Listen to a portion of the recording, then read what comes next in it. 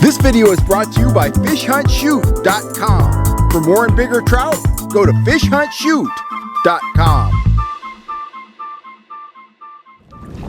Now I grab it? Yep, take it out. We got a fish on the diver, folks, in heavy winds, so it's going to be a challenge. I'm going to control the kayak. Gina's going to fight the fish, and we might land it real nice and gentle. Oh yeah, you got a nice little rainbow on there.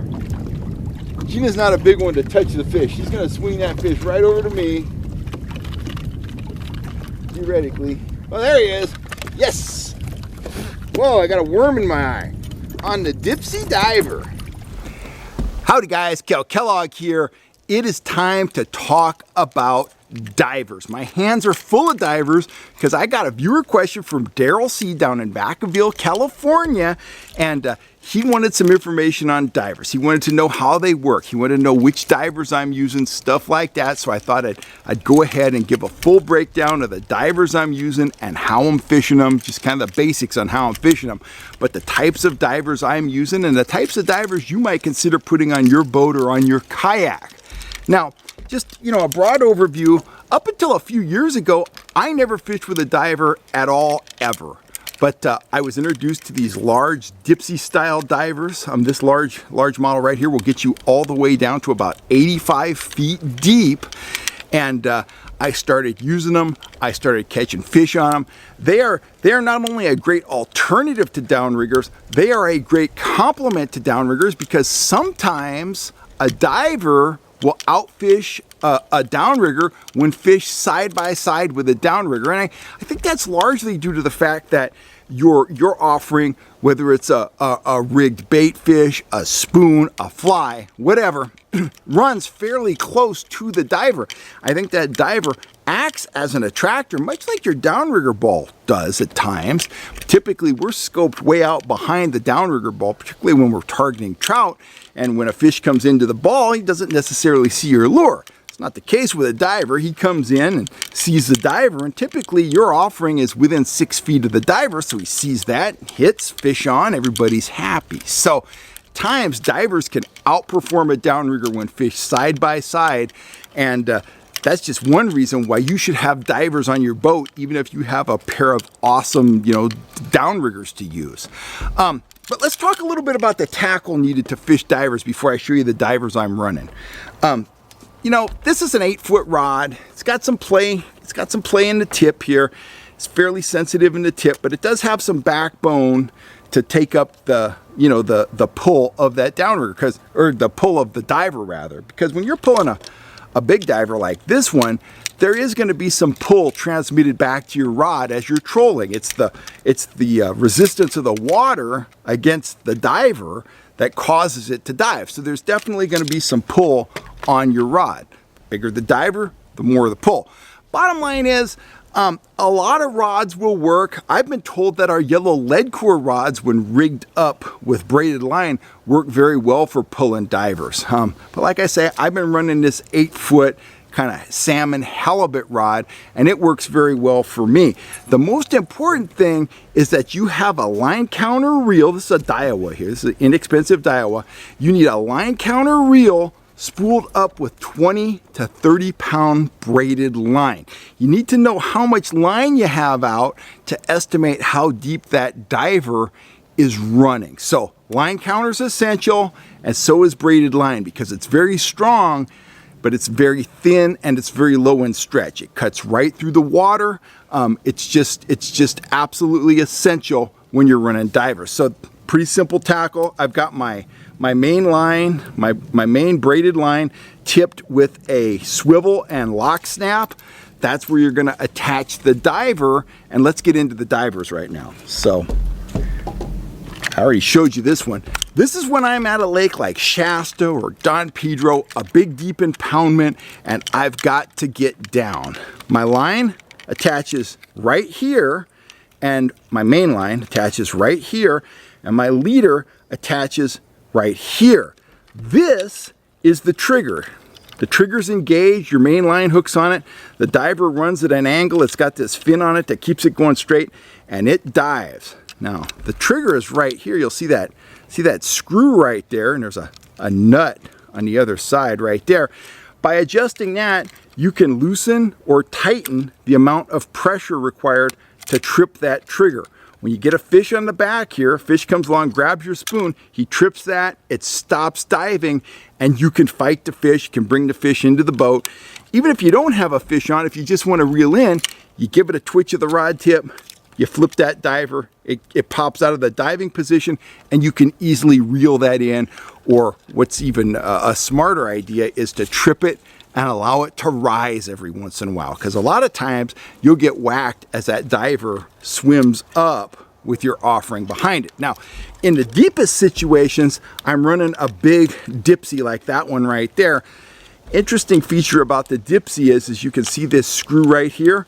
You can adjust this thing to dive straight down, or you can adjust it to plane out to the left or the right. So it kind of has an outrigger action to it, kind of like a side planer action. So if you want to spread more lines out from a power boat, you could adjust your diver to take your bait out to the side or out to either side.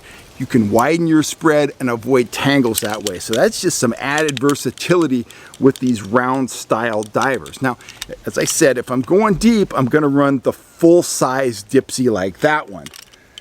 If I'm not going as deep, I'm going to run something like this. I'm going to run the smaller. This is a size 0 Dipsy, and this is very effective for getting down to about 35 feet. I really like the clear ones like that one right there. I also like these UV colored ones like this right here, and it also has that side planer feature. It has the screw right there. You can adjust it to go out to the left, go out to the right, or to dive straight down behind the boat. So those are very effective. They don't have nearly as much drag as that large diver I just showed you. They're only going to get down about 30-35 feet, but if the fish are 20 to 30 feet deep, that's all you need. You don't need that big diver. That will get you down where you need to be, and it will put fish in the boat. I just started playing with this diver. This is the last type of diver I've been running, and so far I really like them. This is a jet diver.